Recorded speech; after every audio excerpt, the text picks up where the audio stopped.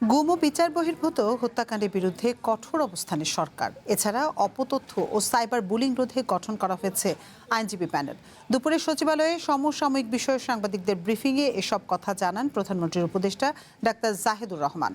Doctor Zahedur Rahman বলেন, cyber bullying কোনোভাবেই সহ্য করা হবে না। মিথ্যা ও অপতথ্য ছড়ানো ব্যক্তিদের কঠোর হুঁশিয়ারি দিয়ে প্রধানমন্ত্রীর উপদেষ্টা আরও বলেন, অপতথ্য ও সাইবার বুলিং রোধে জনস্বার্থ বিবেচনায় তথ্য মন্ত্রণালয়ের অধীনে আইনজীবী প্যানেল গঠন করা হয়েছে।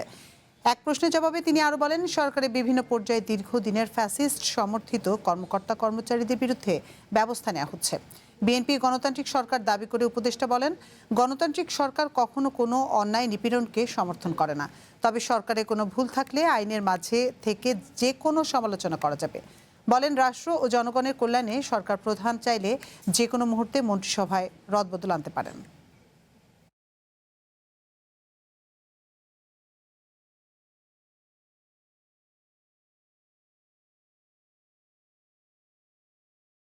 কেউ ভালো পারফর্ম করতে পারছেন না, তার জায়গায় দপ্তর পুনর্বন্টন অথবা নতুন কাউকে দেয়া, এগুলো যদি প্রয়োজন মনে করেন তিনি সেটা করবেন।